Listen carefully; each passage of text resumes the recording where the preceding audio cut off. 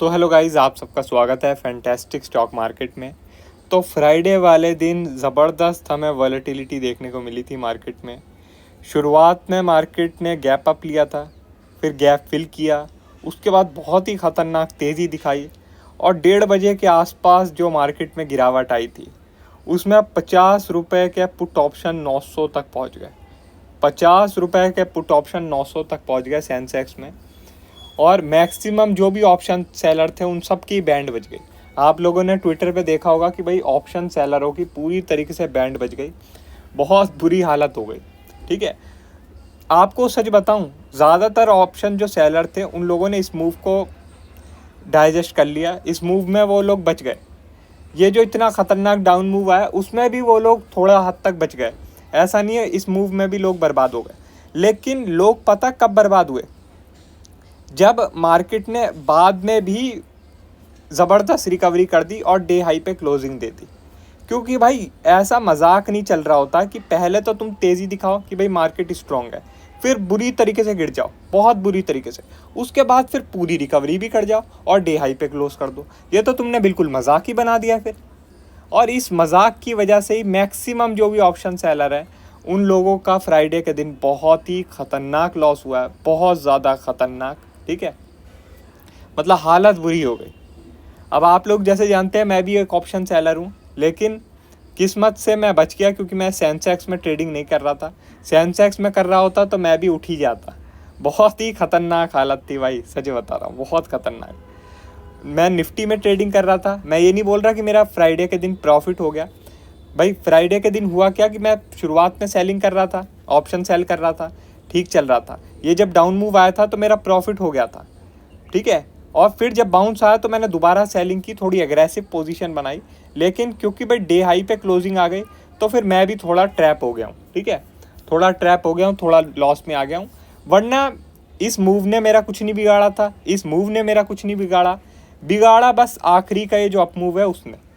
अब ज़बरदस्ती यार तुम कोई प्राइस एक्शन को फॉलो करोगे ही नहीं तो कैसे गुजारा चलेगा, यही बात हो जाती है। देखते हैं मंडे को। बाकी मैं आप लोगों को बता देता हूँ, ये जो अप मूव आया है, ये जो फ्राइडे के दिन अप मूव आया है, इसमें भी जो डाटा है वो नेगेटिव है। डाटा नेगेटिव है, प्योर शॉर्ट कवरिंग है। जैसे मैंने आप लोगों को थर्सडे वाले दिन बताया था कि भाई इस अप मूव को कोई ज़्यादा जेन्युइन अप मूव मत मानो, ये बस शॉर्ट कवरिंग है और कुछ भी नहीं। उसके बाद आप लोगों ने देखा पिछले 1 2 3 4 5 दिन मार्केट अगर थोड़ा भी ऊपर गई फ़ौरन नीचे, थोड़ा भी ऊपर गई फ़ौरन नीचे। ठीक है, 25,440 का जो लेवल था वो वर्क करता रहा लगातार। मगर फ्राइडे वाले दिन क्या हुआ भाई, एक्सपायरी नई आ गई। ठीक है, नई एक्सपायरी स्टार्ट हो गई। थर्सडे तक तो ये जो डाटा था उसने वर्क किया, लेकिन फ्राइडे को नई एक्सपायरी स्टार्ट हो गई तो फ्राइडे के दिन ख़तरनाक हम लोगों ने दोबारा से शॉर्ट कवरिंग देख ली। लेकिन क्योंकि भाई इसमें भी डाटा कोई पॉजिटिव नहीं है, डाटा नेगेटिव ही है, शॉर्ट कवरिंग ही दिखा रहा है डाटा, तो मेरे हिसाब से ये जो अप मूव है ये कंटिन्यू होना बहुत मुश्किल रहेगा। या तो मार्केट ऐसे ही छोटी छोटी कैंडल इसके आसपास बना देगी या तो रिवर्स कर जाएगी। ठीक है, इसकी तरह ही होगा, या तो छोटी छोटी कैंडलें बनेंगी या तो फिर ऐसे एक रिवर्सल आ जाएगा। ठीक है, तो इस चीज़ का आप लोग ध्यान रखना। बैंक निफ्टी का ख़तरनाक हाल है। आप लोग देखें, बैंक निफ्टी लगातार तेज़ी से ऊपर जा रहा है, और जाए भी क्यों ना भाई HDFC बैंक अच्छा खासा उसे सपोर्ट दे रहा है। ठीक है, आप लोग देखें HDFC बैंक लगातार तेज़ी से ऊपर जा रहा है। तो भाई HDFC बैंक सपोर्ट दे रहा है, बैंक निफ्टी ऊपर जा रहा है। और बैंक निफ्टी के बारे में मैंने आपको बोला भी था कि भाई बैंक निफ्टी को अगर आपको बाय करना कर सकते हो, क्योंकि बैंक निफ्टी का जो अप मूव है वो जेन्युइन है, उसमें कोई हमें ख़राबी नहीं लगती। लेकिन निफ्टी जो अप मूव दे रही है ना, वो सरासर हमें फ्रॉड दिखता है, क्योंकि डाटा उसमें बिल्कुल भी सपोर्ट नहीं करता है। ठीक है, निफ्टी का जो भी अप मूव है वो पूरी तरीके से फ्रॉड है। बैंक निफ्टी का जो अप मूव है उसे हम तब भी ठीक बोल सकते हैं। ठीक है, और बैंक निफ्टी में क्या है कि भाई आप लोग अगर लेवल फॉलो कर रहे होंगे, ठीक है, मैंने आपको बोला था कि भाई 53,400 के ऊपर अगर निकले तो और भी हम तेज़ी देख सकते हैं। तो बैंक निफ्टी में अच्छी खासी तेज़ी देखने को मिली। बैंक निफ्टी में मैं जो भी आपको लेवल बता रहा हूँ कि इसके ऊपर तेज़ी, तो बैंक निफ्टी निकल रहा है और सही निकल रहा है। ठीक है, मगर निफ्टी है बस थोड़ा सा डामाडोल कर रहा है। लेकिन मैं आपको बता देता हूँ, अब बैंक निफ्टी का भी हो गया, बैंक निफ्टी का भी हो गया जो होना था। बैंक निफ्टी में भी हमें जितना तेज़ी प्ले करनी थी कर ली। अब बैंक निफ्टी में कोई फ्रेश बाय नहीं बनेगा, ठीक है। जैसे मैं आपको बोल रहा था कि भाई अगर लेवल ब्रेक हो, डे हाई ब्रेक हो बैंक निफ्टी में तो बाय कर सकते हो, क्योंकि HDFC बैंक सपोर्ट दे रहा है। लेकिन अब मुझे लगता है कि HDFC बैंक भी थोड़ा पॉज करेगा, ठीक है। उसने भी कर लिया जितना आप मूव करना था। रियलिटी तो आप लोग भी जानते हैं HDFC बैंक की कि कितने बुरी हालत है HDFC बैंक की, ठीक है। अब क्या है कि रिज़ल्ट सीज़न आने वाला है, आप लोग देखें रिज़ल्ट सीज़न आने वाला है, 18 को इसका रिज़ल्ट है। तो उससे पहले थोड़ा बहुत बाउंस ले रहा है, फिर थोड़ा डिप लेगा, फिर दोबारा बाउंस ले सकता है, ठीक है। तो उसकी तैयारी में है ये। पहले ही ये काफ़ी ज़्यादा पिट चुका है, महीनों से साइडवेज था, तो दिखा दिया इसने थोड़ा मूव, कोई बात नहीं। लेकिन अब मेरे हिसाब से HDFC बैंक भी थोड़ा पॉज करेगा, और बैंक निफ्टी में भी जितनी तेज़ी होनी थी हो गई। और बैंक निफ्टी में क्या है, फ्राइडे वाले दिन ICICI बैंक का भी बहुत बड़ा कंट्रीब्यूशन था। ICICI बैंक का भी बहुत बड़ा कंट्रीब्यूशन था। ICICI बैंक लगभग 3.5% ऊपर गया था, क्योंकि जो है MSCI की एडजस्टमेंट थी, ठीक है। आखिरी में 3 बजे आप लोगों ने देखा होगा बैंक निफ्टी तेज़ी से ऊपर गया है।